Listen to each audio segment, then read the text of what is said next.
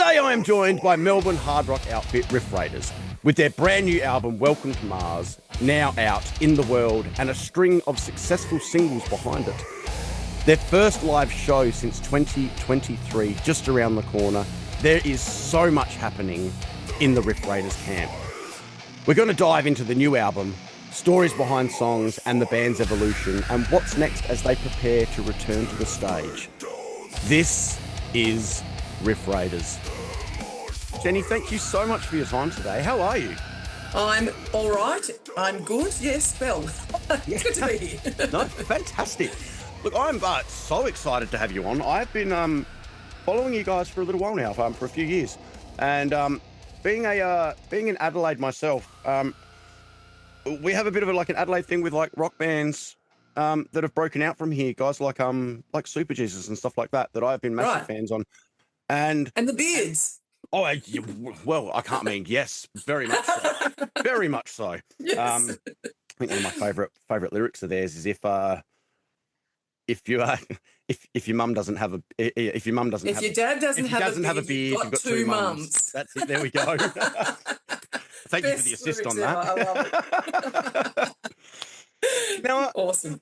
Look, Welcome to Mars has finally landed. How are you feeling about the album being out in the world now and no longer just yours? Oh, look, I'm feeling really good about it, actually. It's tempting to sort of think, maybe it's nice to sit with it, and no, it's not. I want it, we all want it out there, and being heard and enjoyed and rocked out. So it's really exciting, and it's been obviously a long time coming. So yes, it's awesome that we're just I think the pace is being picked up, which is great. Nice, also, and look, album number 3. So looking back from 2017 when you started. Yeah. What do you hear in this record that couldn't have existed back then?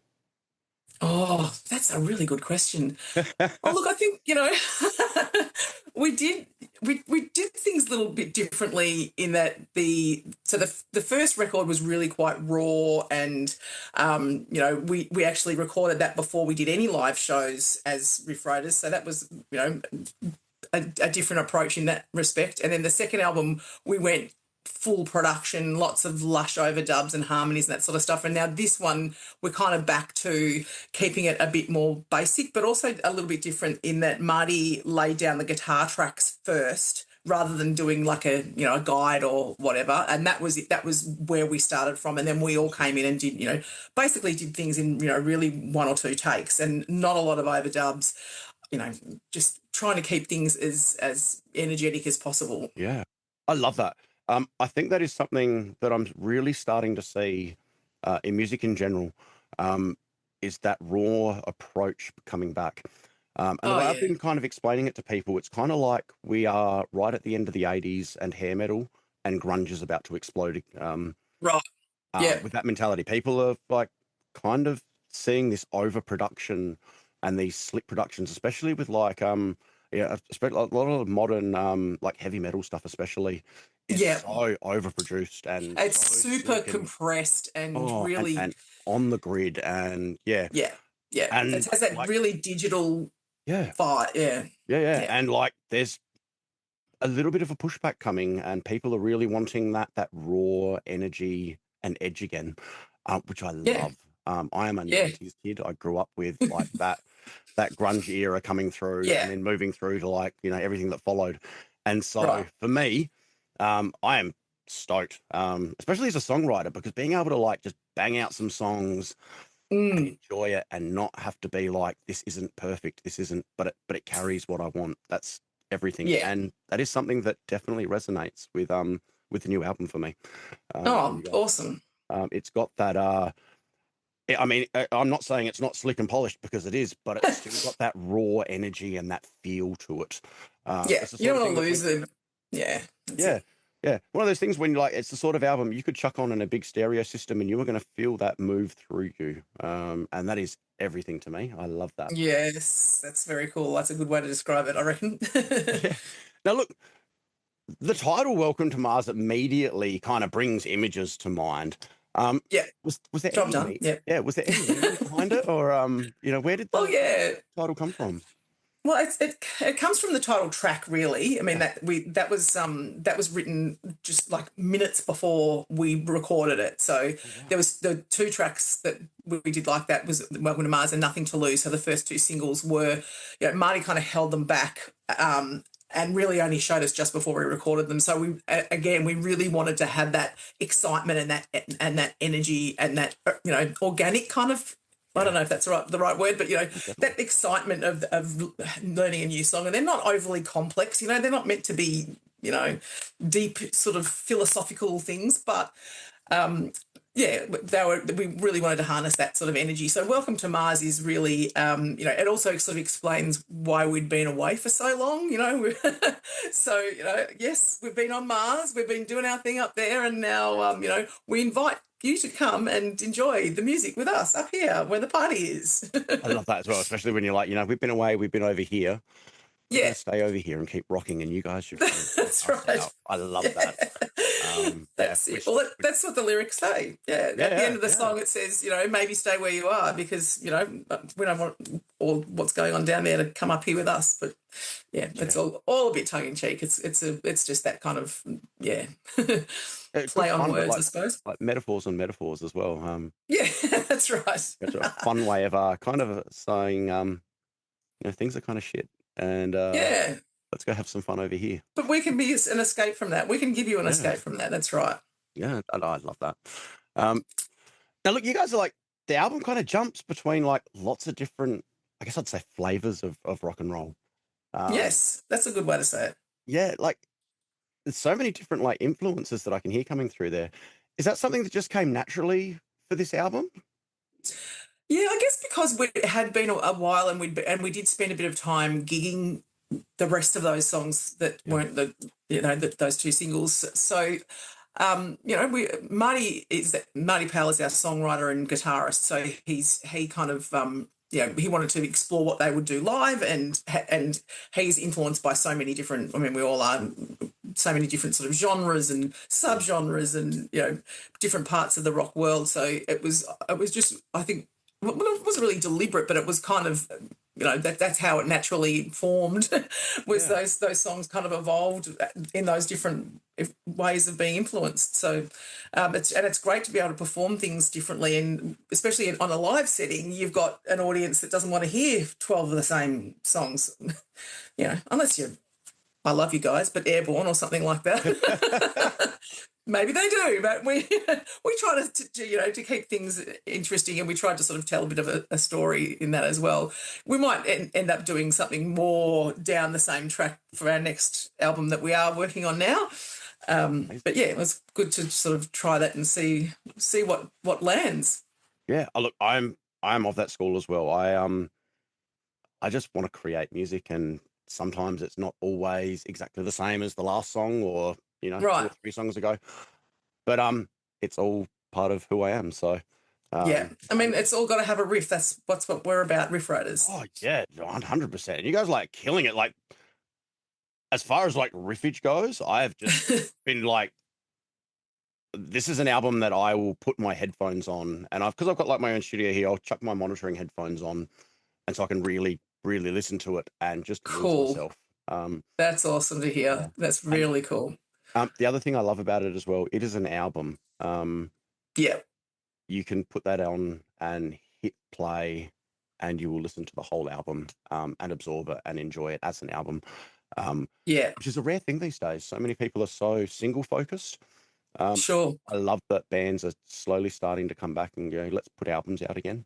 Let's give a whole experience for people. I don't think it's dead. I think we underestimate our audience, and it's tempting. We did think about just dropping singles, and that's something that I sort of thought might be a cool thing to do. But then we underestimate people, that the audience that we do have a half an hour.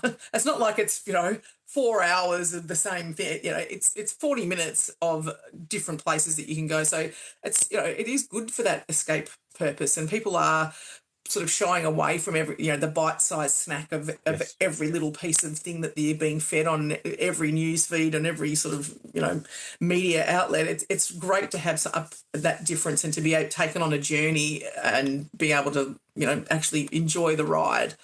100%. And like, I'm 100% name dropping here. But I was speaking to Andy Scott from the Suite a few days ago, and he Oh, said the most. Oh yeah, I'm that's so still cool. kind of like in awe. Like wow. He said the most amazing thing that like an album, especially like vinyl, especially, is the perfect length to listen to. 40 Yeah. minutes. You hit play. You get a break in the middle. You flip that Yes. record over. You get another Get a 20 cup of minutes. Yeah, tea.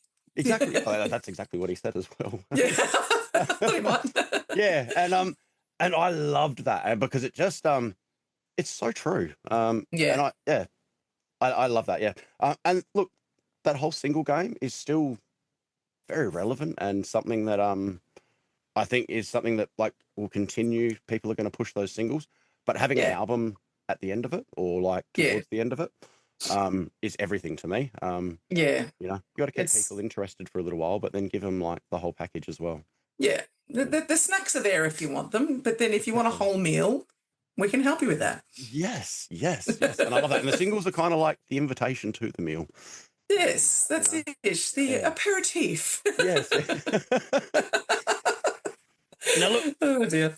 last single you guys dropped, Broken Halo, is like been getting some like amazing attention. Mm. Creatively behind that song, like how did you sort of approach that? Yeah, look, obviously Marty being our songwriter, he was listening to lots of that style of music, so sort of Hailstone, early Ghosts, and Yeah.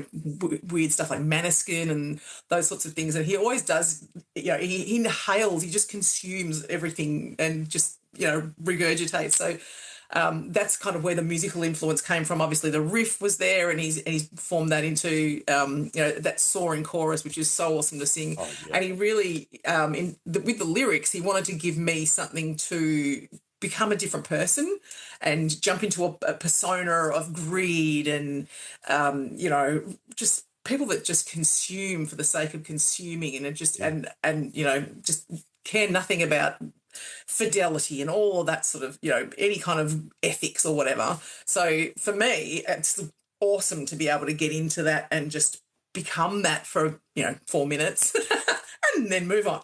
But I really enjoy singing it. It's just it's really well crafted so that for a vocalist you can just really just build up to that chorus and the big crescendo at the end, and that style is something that I've always really liked too. So I think that it's somewhere that we're looking at taking a little bit further and exploring that Yeah, with well, look, it perfectly leads into my next question because like oh you've been mentioned that like with Broken Halo, like that could be like a bit more of a musical direction and a push for you yeah, guys.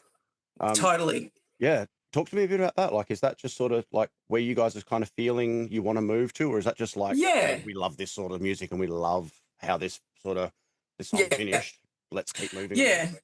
I definitely, and we've got Marty's he's having a little burst at the moment of all these amazing songs that are coming through. So we're jamming those at the moment and looking at potentially releasing another album next year, hopefully. Amazing, yeah. All things going well, and they're right that flavour is definitely a lot stronger than it has been in previous things. So we're sort of moving more away from that classic rock and into that kind of modern rock, active rock, all these stupid names they have for things.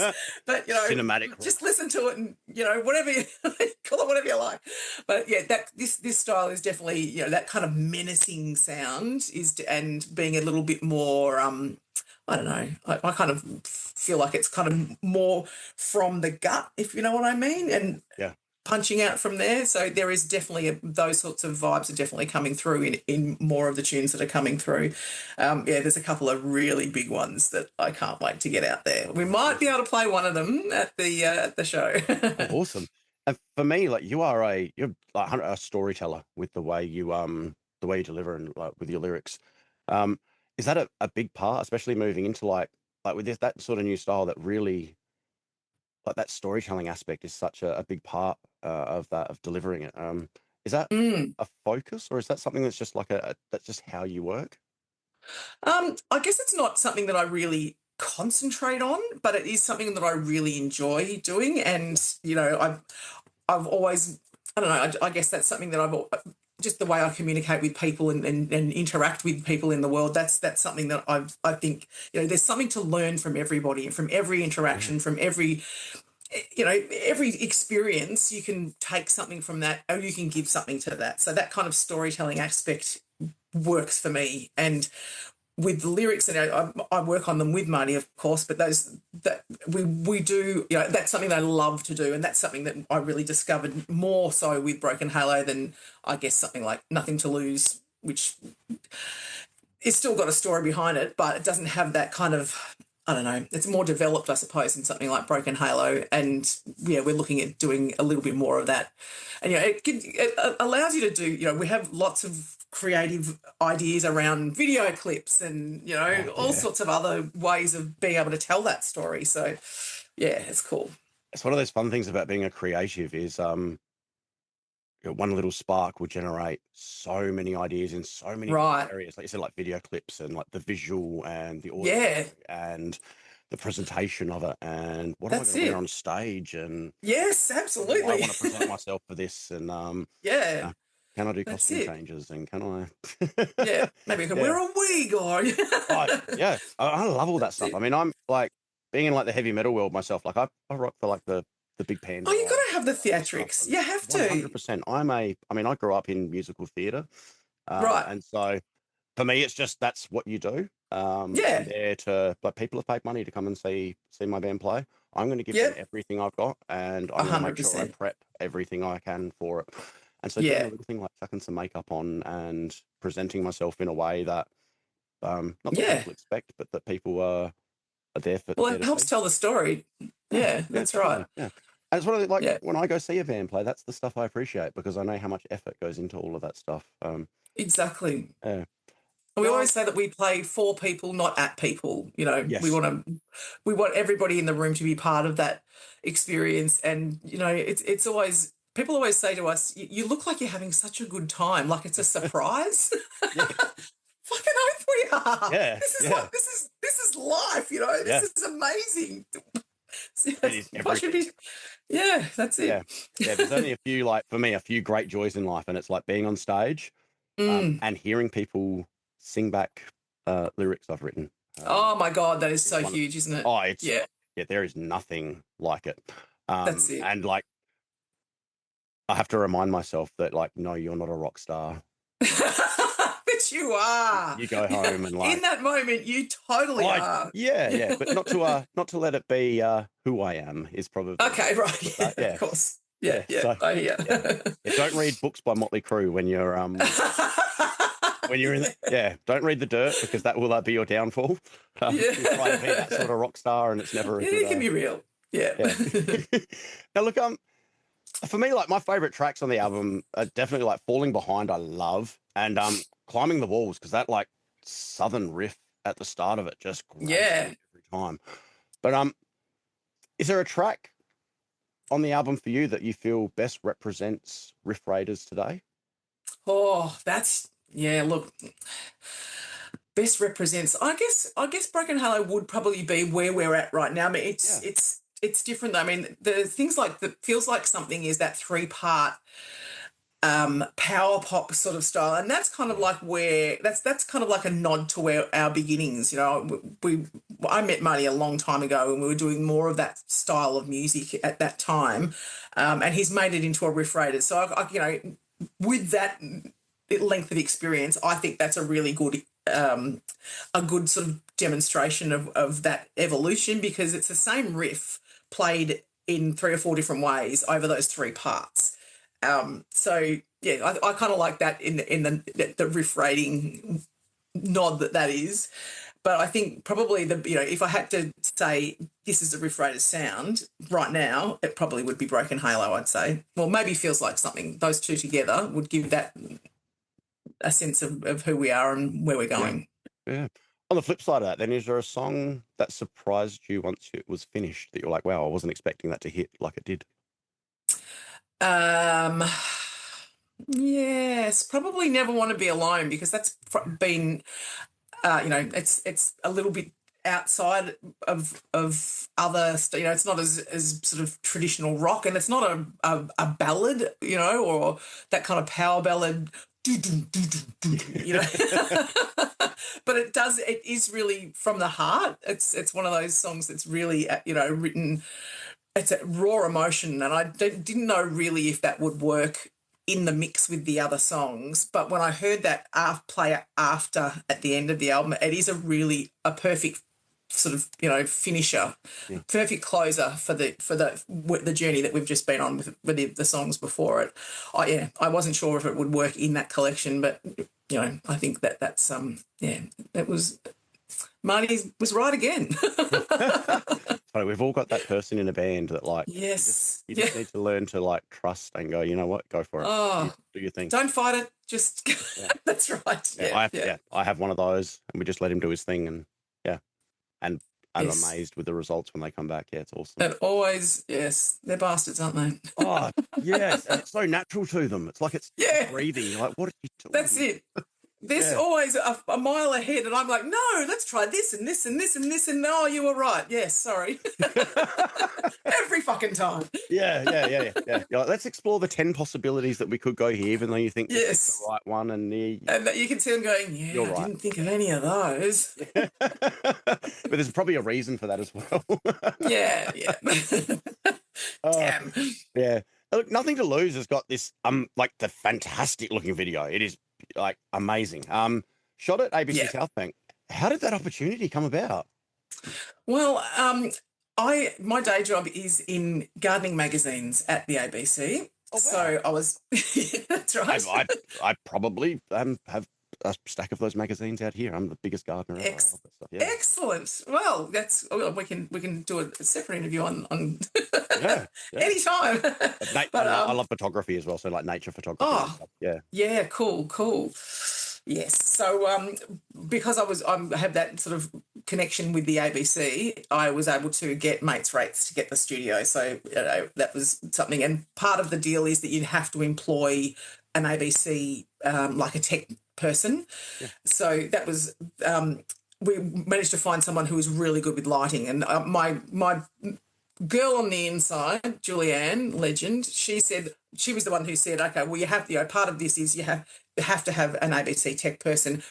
I'll get you someone who's really good with lights. And this guy happened to know and have worked on Countdown in the past. Oh, so our kind of inspiration was Countdown 1979. There was a few clips like The Angels, No Secrets, and The Radiators coming home. Yes. They were kind of what we were using for inspiration. So I was able to talk to the guy, and he said, let's go and have a look at the lights. So we went on this like walk through the bowels of the ABC to find these lights that were been in storage for God knows how long, because they were all over at the Elstonwick studios, but which are now gone, and our South Bank buried away. No one wants them because they're all old, and they really are very, very fucking hot. Like they are really hot compared to all that. Like this is a fully like sick modern studio with every amazing like the lighting grid there is incredible, and we're pulling out all these old dusty old things, which look really great. I mean, and when people got wind of this, a whole lot of the ABC people started like saying, I'm not doing anything that day, and they actually came and worked on it and helped set us up and stage it for us, and didn't even charge us. They were just like, yes, let's do this. Awesome. So it was it was really good to meet those sorts of creative people as well. I love that, and lots of fun to do. Oh yeah, I can imagine, because the thing that's, and like I've got it written down here, is like it reminded me of Countdown and those classic videos. And the lighting was the one thing that really jumped out at me.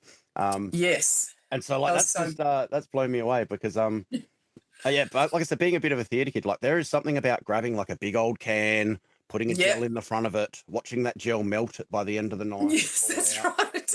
People don't. Poor Marty Wags. Yeah. Our drummer was really close to the racks, and he was just like sweating. Oh yeah.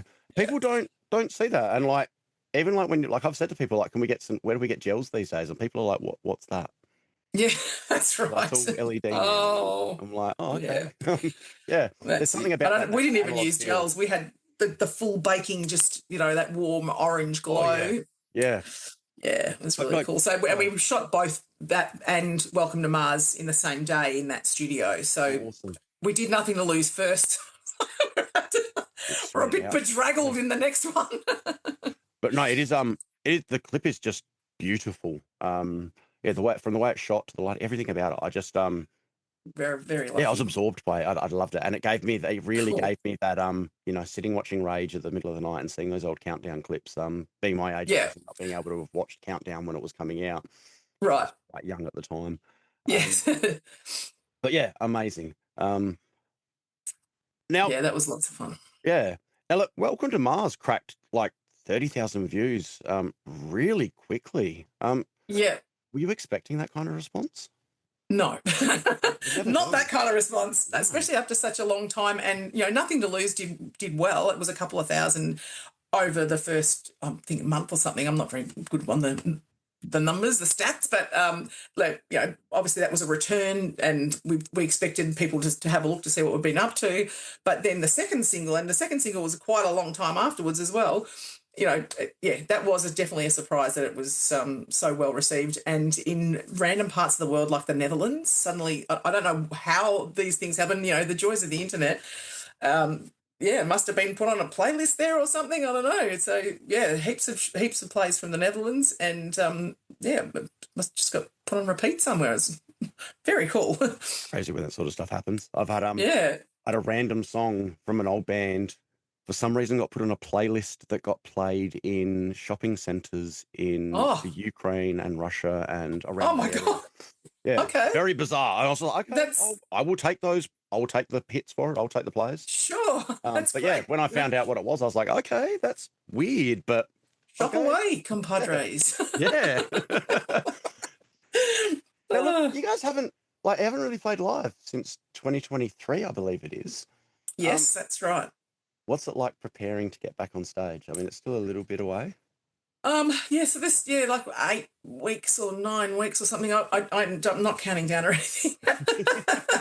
I really love playing live, and it had, you know, for lots of different reasons. It just wasn't, you know, it wasn't right. We were recording, there was other things going on. So yes, I'm really looking forward to doing that. And we're in this rehearsal studio showing off in front of a mirror to just make sure that we get it right. As you should. Yeah, that's it. You know, it's something that I've done my whole life. I can't remember not showing off in front of a mirror, you know. So it's yeah, like as we were saying before, thinking about what we're going to wear, what we're going to say, what we're going to, you know, and being able to come back for something like Rock Is Not Dead, that is a really cool way to be able to launch back into the live scene. Yeah. Are there any songs from the album that you're like really looking forward to playing? Well, yeah, Broken Halo.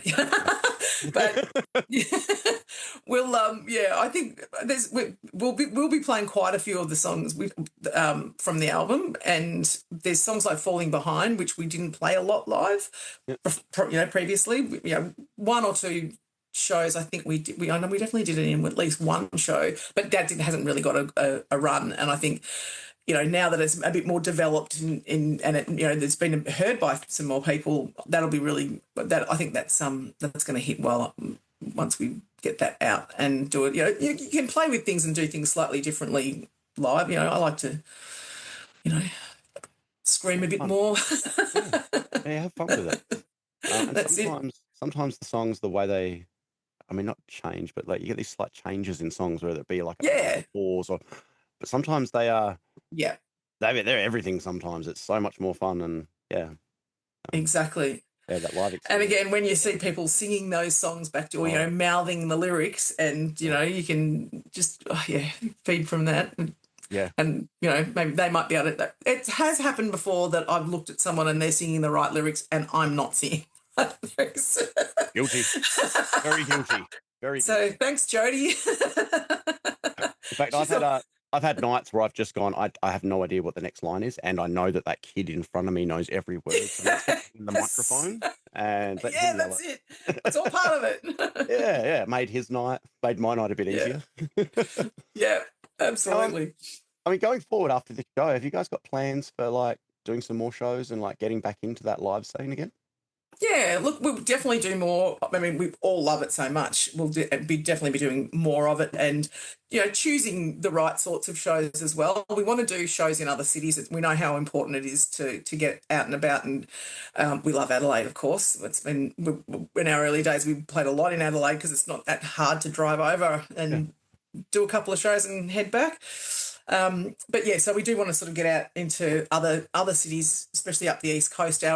We were doing a headline tour in 2020 when all hell broke loose and that got shut down. So we sort of want to pick that back up again.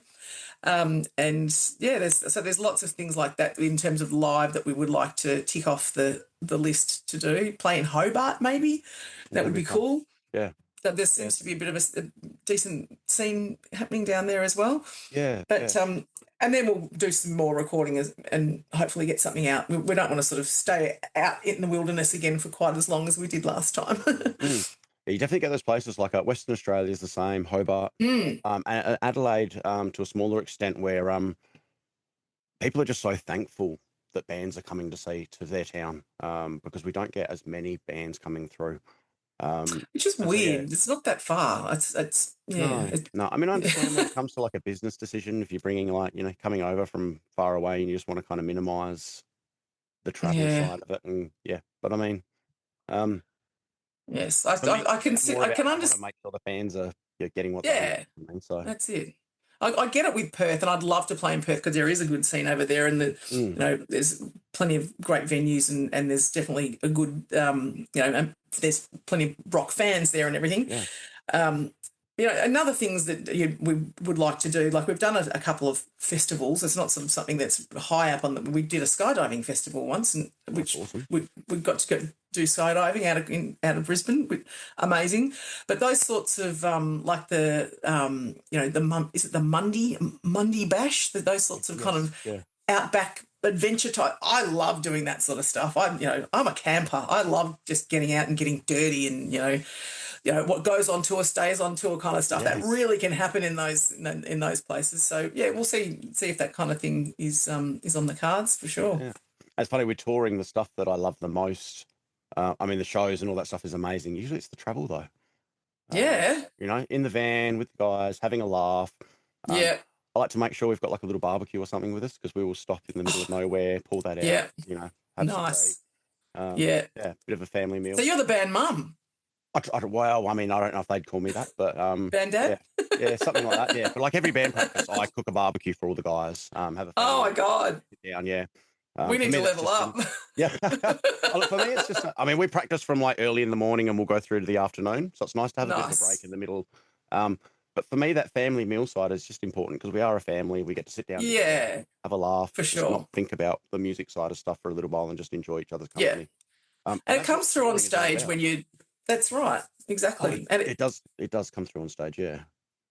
When you're a team and together like that, that's it. I love my Riff Raider boys.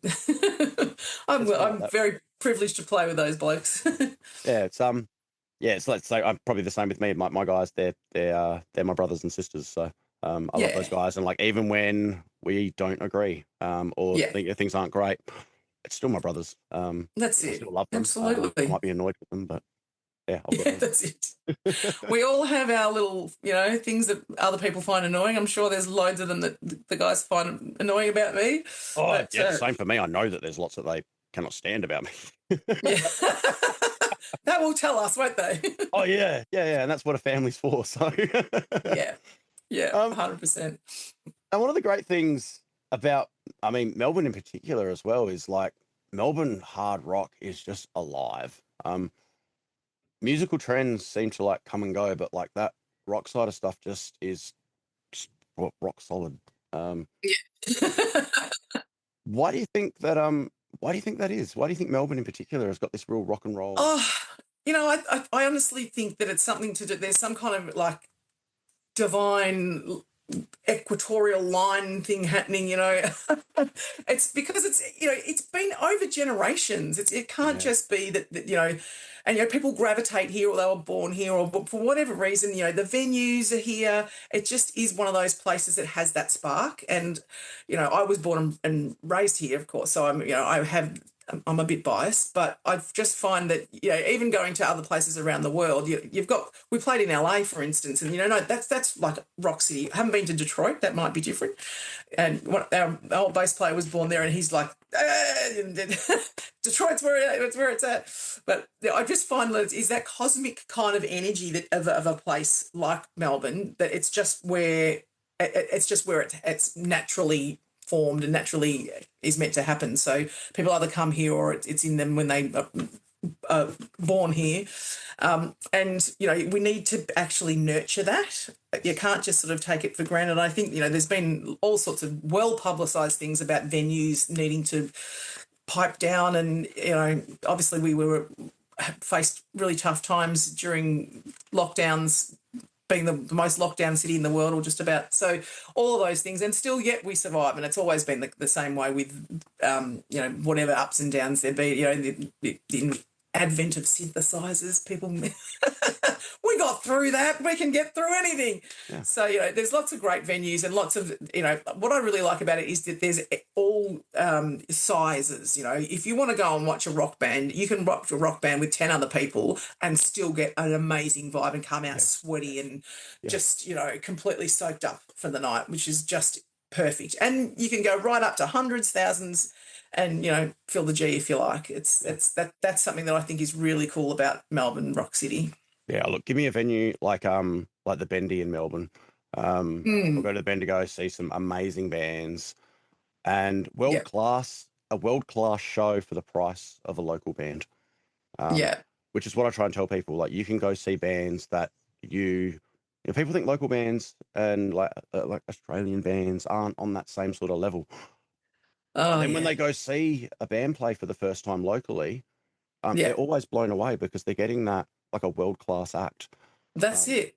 For a few dollars. And you're a meter away from the band watching them play. Yeah, exactly. There's that experience is, you know, there's nothing like it really. You know, I went and saw, it's not my cup of tea. I kind of was dragged along, but I went and saw Lady Gaga last year.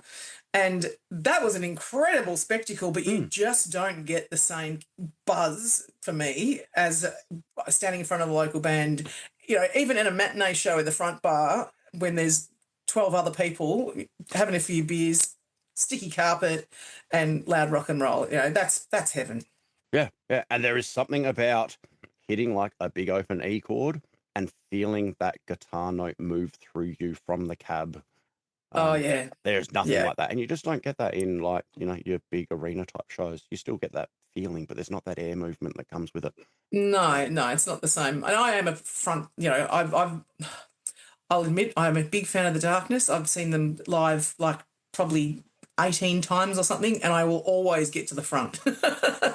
I know people want, you know, standing back, you get this. No, I want to be at the front. I want to just absorb it bodily as well as visually. So absolutely. I'm the same. There's certain bands that I have to be pressed up against that railing and kind of regretting it halfway through, but still enjoying the making of it. But for the most part, if it like I'm at the back of the room, arms folded, kind of like nodding my head at the time still. Though, like when the heaviest, I'm very good. I just get FOMO. Oh look, I will dance like I'm dancing to pop music to like the heaviest. Heaviest metal type stuff at the back of the room. Unashamed, having the greatest time and just enjoying the music.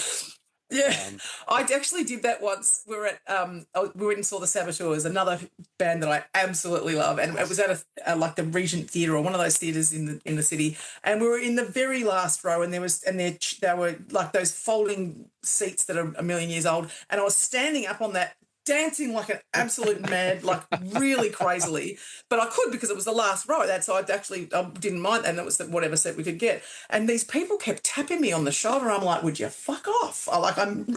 As it turned out, it was someone from the crew asking me if I wanted to go and dance on stage with them. Because a whole bunch of people went on. Doesn't matter, keep dancing. Actually, probably better if I'm down here. That is great. Yes. That's good times. A very good time. Now, if someone had never heard Riff Raiders, what would be the one song from your catalog you would tell them to listen to? Oh, the first one that And comes to is it mind, and I Broken think I Halo? don't want to think about it too hard, would be Live Like You Mean It. That's Oh our anthem. yes, oh, I love that. That's the one that everyone shouts, screams at us, and is just that. It just is the vibe, and that's what really sort of, you know, it's obviously it's the title track of our first album. It was our first single. It just kicks in a way that just goes, okay, we're here, we're doing this. So I would. That was the first thing that I think that's really encompasses what that vibe is all about. That's awesome. Now look, I always finish these up with just a couple of quick fire questions. Okay. Just kind of off the top of your head. Feel free to expand on stuff if you want. All right. But my first one is, what was the last song that you listened to on repeat? Oh, that's not one of ours. Well, I can't listen to my own music usually, so. Right. Well, no, I had been listening to, because we've been doing new songs, so I've been listening to our things on repeat. But probably, oh God, yeah, that's a tricky one. Or even last song that like moved you, or like you had like a connection or emotional connection with. Oh look, I think probably, you know, the latest album from Cheap Trick. Yes. That was a surprise to me because I've been such a big fan for a long time. The 12 Gates that was a really big surprise, and I did listen to that on repeat as well, and it just went, okay, that's taken me somewhere I wasn't expecting. That's probably the most recent one. Yeah. I love that. For me, it's been this is a bizarre one, but I've been listening to a lot of like old Judy Garland musical stuff. Oh wow! Okay. Yeah, just as her voice is so rich and fantastic, and even when she was like Wizard of Oz and stuff, just the tone in her voice is just fantastic. So that and Barbra Streisand as well, like very old Barbra Streisand, musical theatre type stuff. So she does. Okay, right. Yeah. I haven't gone there. I'll have to. Yes, it's another door to open. Look up if you look up Judy Garland and Barbra Streisand together doing "Get Happy," fantastic. Oh, okay, nice. Beautiful. Yeah, cool. Absolutely beautiful. There's a lot of live footage of them doing it, like on TV and stuff. It's great. Yeah, right. Yeah, a bit bizarre, but people will see me and go, "There's no way you're listening to that." But that's. And it's a surprise. It's a good surprise. I grew up doing musical theatre, so I love all that stuff. Yeah. What was the first song that you remember hearing, like when you were younger as a kid, that made you go, I want to pursue music"? Probably it'd be a mixture, but I grew up with my dad collects 7-inch singles, so he wasn't really into. He was, but he wasn't really sort of like, he wasn't into that album format. He'd just be songs, and constantly playing different things. But huge Beatles fan and huge Zeppelin fan. So either it would have been things like, you know, as a tiny kid, I really liked When I'm 64. I begged my parents to let me go on Young Talent Time, and that was going to be my song. Oh, good old Johnny Young. I'm glad they didn't let me do that. That was probably not the right place for me to start. I wanted to do it as well, so. Yeah. And Dazed and Confused. That was that was a song that, as a young kid, I was scary in the best way. Like, and my dad had this footage of them playing it live, and the people just sitting there, like, absorbing it. And, you know, no one's going crazy like the Beatles or other stuff that immediately preceded that. They were just like, you know, this head music vibe that people were doing at the time, but just what the force of what these people were putting out was just like actually scary, but so cool. And I just thought that's watching Robert Plant particularly was like, that's where I want to be. I want to just distribute the music through me like he does, you know? Yeah, the vocal at the start of Dazed and Confused is everything. That vocal at the start of that is just amazing. Yeah. Yeah. And that interaction, the interplay between the guitar and the vocal, like that in that live version when it goes off for ages, and they have those it's really quiet, and they just jam together and that just blew my mind. It still blows my mind. Like I'll put it on now, actually. And seeing those guys just jam is amazing as well, especially with like just behind them. Like, incredible. Yeah. Like Moby, I could listen to Moby Dick all day. That solo is just phenomenal. It sure is amazing. Yeah. Yes.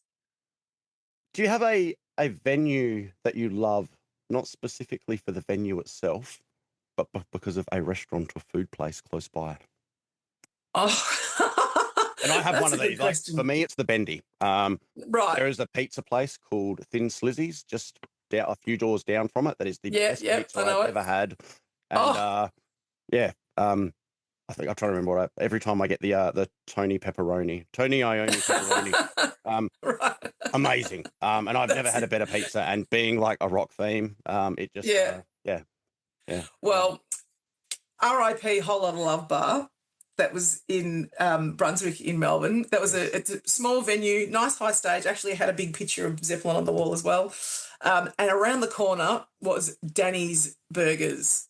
And Danny's Burgers was a late night burger place. This guy I haven't been there for a long time, but I presume he's still there. Old school, makes his own burgers, toasts the buns, melts the cheese, awesome hot chips. So after shows, and we did rehearse around those ways as well. Danny's Burgers, I can't. Yeah, now I really want one. Damn it. Yeah. I'm sitting there going, it's only an 8-hour drive to get over to Melbourne to grab a pizza. Like, if I go now. Yeah, that's it. They'll be just opening up. Yeah. Last one. The floor is absolutely yours. Is there anything you would like to say before we finish up today? Oh, gosh. Cut that bit out.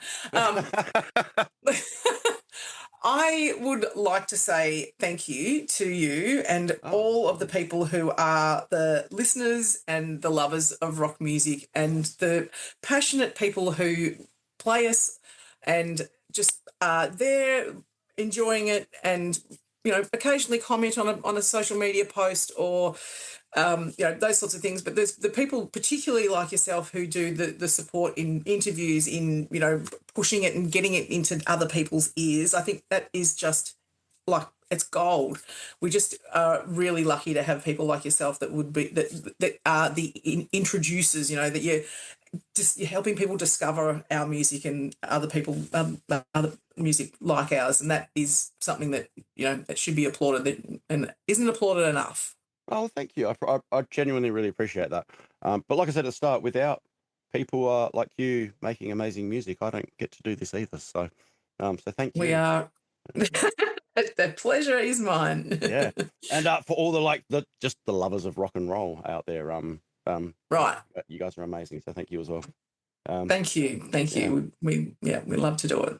Yeah. Jenni, this has been absolutely an amazing way to start my day, and I've had a great time. So I agree. So I'd love to do this again sometime. So when you guys have got some new music out, please hit me up. We'll have another chat. Yeah, absolutely, we'll do. If you're heading over to Adelaide or I'm heading over your way, hopefully you'll see me in the front row singing louder than anybody else around me. So I'll give you the mic. Hey, I will take it. I am like all performers, I can't help myself, and you hand me a microphone, it's all over. All right. We'll have to get you up on stage then. Oh, hey, you tell me what song and I will learn the lyrics. I will be there. All right, deal. Yeah, anytime. Jenni, thank you so much. This has been great fun, and I look forward to doing this again soon. Excellent, thank you. Awesome. Anytime. See ya.